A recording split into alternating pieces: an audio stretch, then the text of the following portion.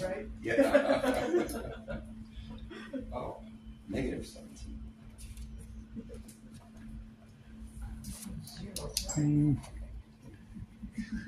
Here, I'm going to move this over. Can you see if that's catching everybody? Catching me on the screen? You might need to turn it a little bit. Just trying to adjust it.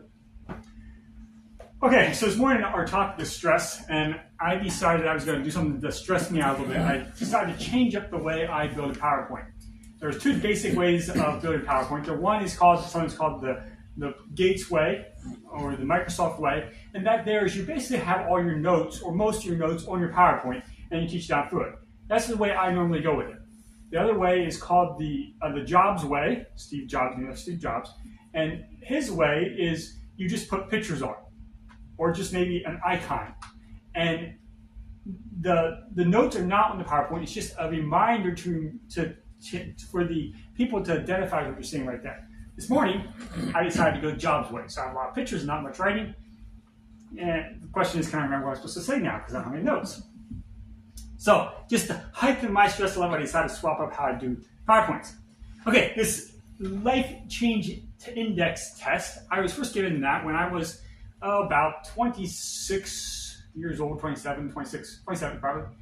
I was working at the county, working for the county as a caseworker, and one morning they called us all into a special meeting. So we all had to drop what we were doing and go down to the basement for our special meeting. And they had brought somebody in to talk about stress. They gave us a paper when we first got in. It said start marking it down, so we started marking it down. And then they started talking about stress a little bit. Now they said the part you didn't get is the back side of this study. If your score is less than 150, you have about a 30% chance of developing stress-related illness. If it's 150 to 300, you have about a 50% chance of developing stress-related illness. And if it's over 300, you have about an 80% chance of developing stress-related illness. That's according to the study. Now, I think the study just lacks some things. I don't think it was a very well thought out study. But there is some truth to it. So we marked down our papers, and I was going to be quitting in about 2 weeks to get married and move to Ohio. And I had started this job right about a year before then. And so my life was kind of in transition. I scored over 400. I think it was like 420, something like that. I scored. And so then they offered anybody that wants to share their scores could. I kept my hand down. Those of you are saying, I'm an 85. I'm a 220 or 120. Yeah, okay. I guess I should be getting ready to check myself into the hospital about 5 minutes from now. So then after we got done with the stress test, then they started talking to us about how to manage stress. And they gave us all a stress ball. You know stress balls, right? Squeeze it, play with it. Gave us all a stress ball, and then we were supposed to have 10 minutes of silent meditation. So we all were quiet, about 40 people in this room. That was a little bit too tight for the air conditioning. All quiet. We were all sitting there meditating about the work we wish we were doing right now. I don't think it helped our stress to go down. As soon as it was over, we all buzzed out there and ran off the meetings that we were supposed to be at and doing the things we were supposed to be doing, because this was not a planned meeting. We didn't expect it to happen. We had stuff plugged in for this time period. I was ready about 30 minutes late for an appointment I was supposed to be on. But the message was, just relax. You can go to yoga. You can just don't be stressed. But there is no foundation for how you deal with stress. You just don't be stressed. That's really helpful. It's kind of saying somebody who says, I'm too short to reach that, and you say, just grow taller. I mean, you can't really just not stop being stressed. Another message was, you are in control. You can control your stress level. Now, that doesn't really work either. So we rushed out of the meeting, get to our work meetings and appointments. All stressed more than we were in the beginning of the meeting. In short, they had no solution to the problem of stress. They taught us what stress was. We had to deal with it quite a bit that morning, but did not help our stress.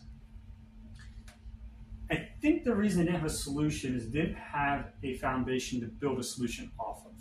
That's what I tried to work on this morning. Anybody want to volunteer? What did you score? 66. Edmund? 270. 270? 90. 90? 261. 261? 51. 51? I actually added that this morning from last summer, when we were kind of in a really stressful time. I was somewhere around 540. And it's no wonder I almost had a nervous breakdown.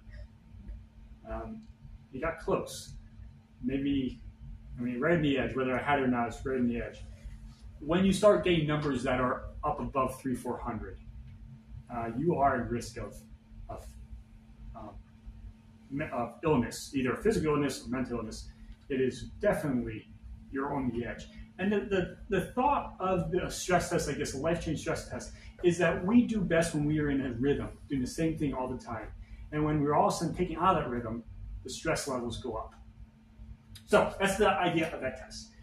Now, the test like that, like I say, there's so many failings in that test that it's almost a joke. But the message is there. We do best in a rhythm, and when we get out of rhythms, we go and have trouble. As soon as we got out of our rhythm of daily work, got pulled into this meeting, it took everybody's stress level up. Though it was supposed to take it down, it took it up.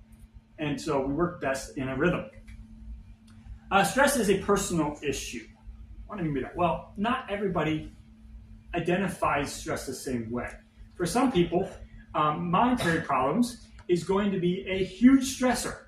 Other people just float with it, whatever. Some people, relational issues are going to be a huge stressor.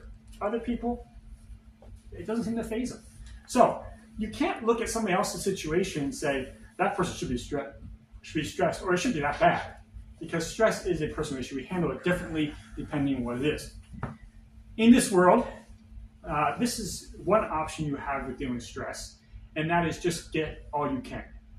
Get all you can, sit on the can, and put it all in the can and sit on it. This is kind of the corporate America way. Just pull in stress. And if you need extra ways of dealing with it, you just go on out of there or something like that, just to help you out. But you just pull in extra stress. That's one side of how stress is dealt with. The other side is just avoid it. We'll sit down in mom and dad's basement, not in Florida, but the idea. Sit down in mom and dad's basement, playing video games, unless the video game gets boring, then you have the controller sit down and grab your phone. You see that? You just kind of avoid stress. I don't want to deal with stress or any of that. I was dealing with a young man one time. He was in foster care and he ran away. And while he was gone, he turned 18. So he's able to leave foster care now, but he can also report back to foster care. As long as he's in school, he can stay in some sort of foster care arrangement and get some aid and that kind of thing. So he had moved into our area, and I was given him as my caseload. And he had not finished high school. So you got to get through high school. If you go to college or not, I told him, I said, that's your call. But if you don't get a GED or a high school diploma, that's going to hold you back for your whole life. You ought to get that. And he was fine with that. So I worked with him. We got him into some housing. It was all paid for by the county. He had his own apartment. He was back in high school. And everything started to come together. He even had a job lined up. And one day he called me and said, we need to talk. So I went over, talked to him, and said, I'm going to leave. So where are you going? I don't know. It's too much stress. I'm just going to leave. So he hit the road again with his guitar, playing as he walked, and down the road he went. He's avoiding stress. That's one option for stress. I'm going to say neither of those options are a great way of dealing with stress. So what causes stress? Same thing that causes mental illness, the same thing that causes drug attraction is sin. We live in a sinful world, a fallen world, and this fallen world causes stress. So I'm not saying stress is sin, but sin is the cause of stress. We were not intended to be stressed more than what we can handle. Now, when I say stress, I am saying some stress, depends how you define stress. Some stress can be good, some can be bad. I'm saying stress that is more than what we were designed to handle. You ought to be stretched. So stretching is good. But I'm going to say stress is, I'm going to define it, and it's just definitions. I'm going to say stress is when beyond them stretching and damage starts to happen. So I'm going to say stress is bad, stretching is good. Sorry, Matt. He's listening. But that's how I'm going to define it. So stress can be good. It depends on how you define it. It can be bad. I'm going to say stretching is good. Stress is a negative. Causes stress. After the fall, Adam was given the curse that you're going to have to eat by the sweat of your brow. You're going to be stressed. Stretched, yes, but also stressed in order to survive. And there's going to be an enmity, or you're going to have enemy among God's creation. There's going to be enmity between Satan, the snake, and woman. There's going to be enmity between man and woman. There's going to be this tension. This tension is stress. Not the way it was prior to the fall. Prior to the fall, there was none of this tension. There was none of this stress. Sure, they were stretched. If God gave you the job of saying, name all the animals, and while you're at it, try to find a helpmeet, try to find a wife, that would be stretching. I don't think it was stressful, but it would be stretching. Fortunately, Adam did not find a wife when he looked at all the animals, because you would all look pretty funny if you had a 6-foot neck or a trunk. And if you had found a helpmeet, we'd be looking a little bit funnier than we do now. So he did not find a helpmeet. God had to make him one. That was stretching, but not stressful. Does God use stress to develop us? So if stress is kind of a result of the fall, does God use it? I'm going to say yes, he does use it. The Old Testament law was given to the Israelites to show them their need for God. Was the law good? Well, the law was good, but it was also the result of bad. Okay, so stress could be good, but as a result of something that was bad. God gives us stressful situations to call our hearts to him. Not just our minds, but our hearts to him. So God does use stress. And we shouldn't run from stress like the guy sitting on the couch. We shouldn't run from it. But we also need to know how to deal with it. Let's look at an athlete. I'll pretty much guarantee you, those guys are not having fun. Do they look like they're having fun? I would say they don't look like they're having fun. They're training. You know what? Training's not usually fun. But training does develop us. So they're being stretched. They're probably being stressed. Not necessarily fun, but it does develop them. Paul says, I discipline my body like an athlete, training it to do what it should. Otherwise, I fear that after proceeding to tell others, I myself might be disqualified. He wanted to be a spiritual athlete. In the early days of the church, the term of spiritual athlete was something that was really circulated around in the Eastern church. They don't think about it so much, but they practice to be a more spiritual person. So sometimes they would do some weird things like go up and live in a cave for 20 years, or one guy built a tower so he'd get away from everybody and kept building his tower higher and higher until they say he was about 90 foot in the air on a wooden tower to try to get away from all the corruption that's done. Some weird things, but it was an idea of being a spiritual athlete, at least on their good days. Some days they probably put some salvation into that, but on the good days, it was about being a spiritual athlete. Are we allowing God's, is God using stress to cause us to be a spiritual athlete? Study. Is study stressful? No? Sometimes. You haven't taken enough classes. Take the extra 6 credits. I determined it'll be stressful. Study can be stressful. You got a lot of stuff coming in and you have to deal with cataloging everything in your brain. It can be stressful. God does use study to develop us, even the stress of study. In 2 Timothy, it says, study to show thyself approved unto God, a workman that needeth not to be ashamed. We're told to study, told to stretch ourselves, stress ourselves to be a good student, to learn about God, to follow God. This is our motorhome.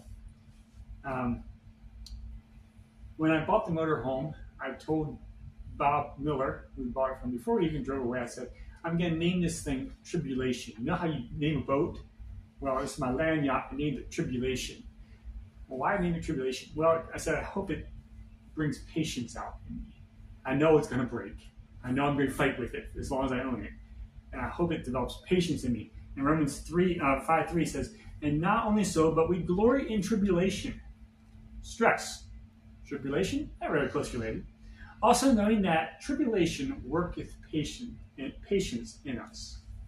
If you want to become more patient, pray to God and ask for some tribulation.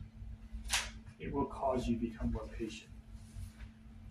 Yeah, this RV, I hope it has developed patience in me. I think it has, because it was definitely some tribulation, but God uses it to develop us, patience sometimes. Now, what the real problem with stress is when we contain it, when we bring it in and we just soak it up. That's when stress becomes a problem. Up until that point in time, it can be a very good thing. It can be very useful in developing us. But when it becomes so intense and we just kind of absorb it all, that's when it starts to cause problems. Some of these things on the sheet, you could have seen it and it bounced right off. But if you are really focused on that, it's going to absorb it in, it's going to be a problem. Acute stress causes a number of different illnesses and struggles. PTSD is from acute stress, meaning a sudden onset of stress. I have a theory out there. We can talk about it in the discussion time if you want. I have a theory that PTSD often is a scattering of our fight-flight response. Now, that's not my theory. I've heard other people talk about it too. But if your response normally when you run into trouble is to run, PTSD is when you pause, should I run or should I fight? And it's kind of scattering that response and mixing up how we deal with it. So yeah, PTSD is acute stress. A mental collapse can happen with acute stress. If you have stress, a lot of stress over many years, that doesn't necessarily cause a mental collapse. It'll cause burnout, but not necessarily mental collapse. But if you get an onset of a lot of stress, it can cause a mental collapse. And then academic fatigue, where you're thinking so much that you are no longer able to work this information into a way that actually helps you. And it just becomes unfiled paperwork in your brain. You ever seen a messy desk where there's just piles and piles of paperwork, and you think, how can that person even know where anything's at? They don't, most of the time. Sometimes somebody knows something with that, but it's in that pile somewhere, start looking for it. And that's how our minds can be sometimes. If you never file anything away, it just piles up and piles up. So that's academic fatigue when you have acute stress.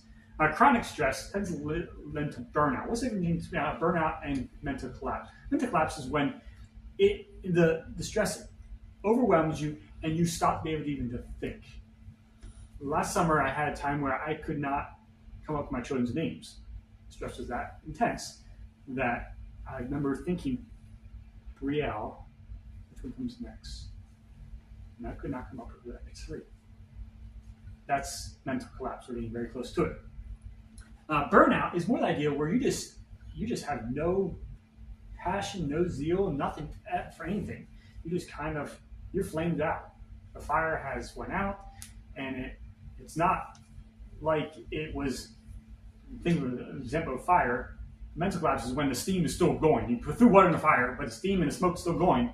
A burnout is when it has just burnt out. There's nothing left, and that's presents a little differently. There's often a lack of vision, a lack of purpose. It's just kind of floating. Another danger of stress contained is cynicism.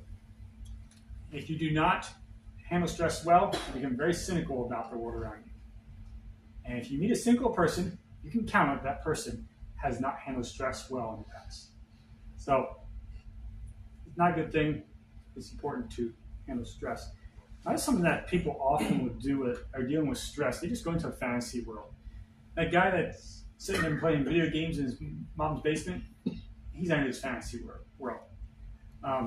Where rather than deal with the real life, it's easier just to distract yourself with a fantasy of some sort. I've seen many people do this, and it's a danger. When you see somebody attracted to a fantasy, check on the stress. That's often a good sign that something's not quite working right in their brain. Okay, so how do we deal with stress as a Christian, from a biblical perspective, as a body of Christ? How do we deal with stress? Number one is we deal with it in community. And I often come back to this community thing. You're probably tired of hearing me talk about community. But the way we deal with the hard things in this world is in community. It's the only way that works. It does not work to sit in a room with 40 people saying, squeeze your stress ball and just meditate. that does not take care of stress. It won't.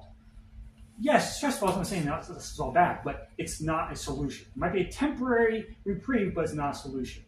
But the solution for stress, one of the solutions is the community, the brotherhood, the sisterhood, that we handle these things together. When we're stressed out, bring it to each other, help each other out. Bear you one another's burdens, and so fulfill the law of Christ. Remember, I had a slide earlier that said the law was there to bring you to Christ. Stress is also there to bring you to God. Bear you one another's burdens, and so fulfill the law of Christ. The law and stress is both very much the same package. Galatians 6:2. That's what we're supposed to do as a family. So the first one, bearing you another's burden, that's very much physical. This is more of a mental.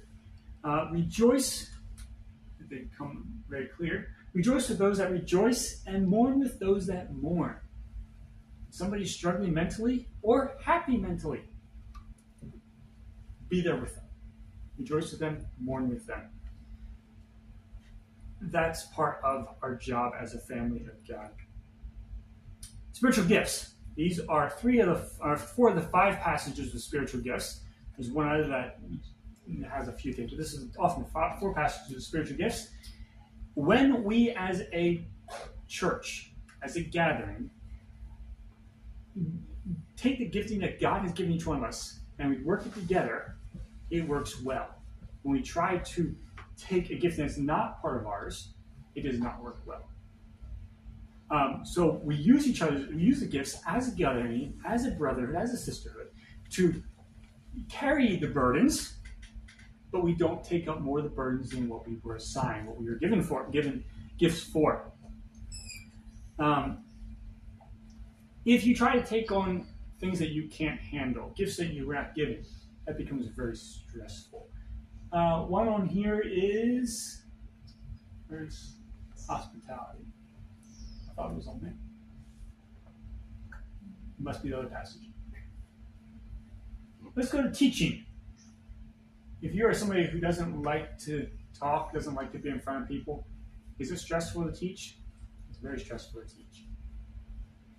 But I don't get that stress teaching anymore. I don't think Matt gets that stress teaching. It's a little bit of a gift. Doesn't mean we're good at it. At least I'm not good at it. And that's what I am. Not necessarily good at it, but it's not so stressful anymore. If you have a gift of leadership, it's not that hard to be up front leading something. But if you don't have a gift of leadership, it's extremely stressful. If you're trying to do gifts that you were not given, you're starting to carry a burden that you weren't intended to carry. A burden that God is going to carry, a burden that others are supposed to carry, not you. Sometimes we have to. Sometimes the gift, the lady already has that gift. Somebody has to fill in. But it's best when we do the things that we are gifted in. I saw this meme some time ago. Stop the world. I need a rest. Look at that cat. Does it look like he was running along and all of a sudden just... It looks like to me. It looks like he stopped mid-leap and just take a nap.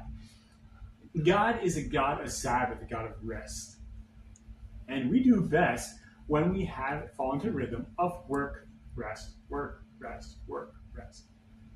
But it's very easy for us to just work, never rest. Until we finally, mid-leap, we fall on the tree and take a rest. Stop the world, I need a rest.